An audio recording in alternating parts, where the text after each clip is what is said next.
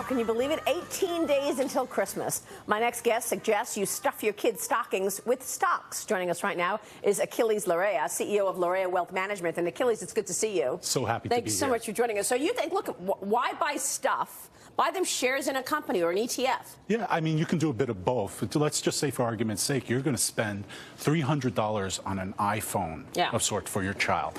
You can take that same money and you put it into a stock certificate. You show them the benefit of ownership. You're establishing a habit early that they're going to remember this. It's kind of like a legacy for you for the rest of your life. Yeah. So it's an important lesson. And then you could also, they learn stocks may not go up all the time. They may go down, and they can learn how to follow tracking that company. Absolutely. Especially if it's a company that they know, like a Disney, or, you know, if they're young. Yeah, absolutely. If they're young, you know, you see a Disney and say, hey, I see Pixar, or I see all these different companies.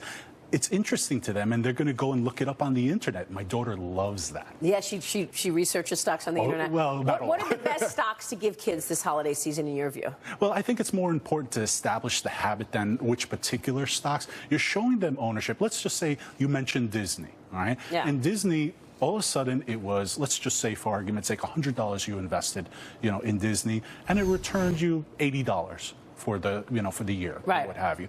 All of a sudden, you're showing your child a statement and said, "Oh, wow, this went up," and we're happy to see it. So you do want to you do want to look for companies that are kid friendly, that maybe they can relate to, like video games as potentials. Like, is that what you're saying? Yeah, or video like games or Apple. Movies.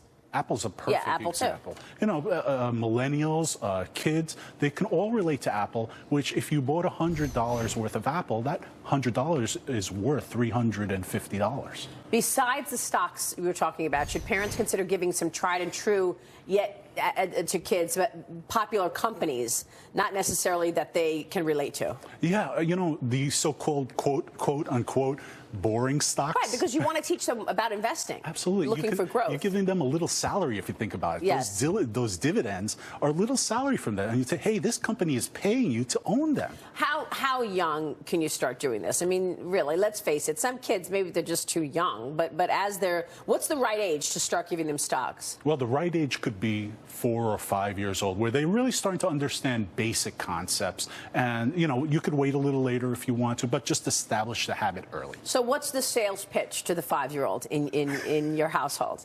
How do you explain to a kid, listen, you're not going to see it, there's nothing to really unwrap, or do you could wrap something? I cheat a little bit, Maria. Yeah. I cheat. I give them a little bit of both. Okay. Because I think it's important something to have open, both. Of course. All right, we will leave it there. Aquiles, great advice. Thank you. Thank you so much for seeing us, joining us today. Aquiles Larrea there. Still ahead.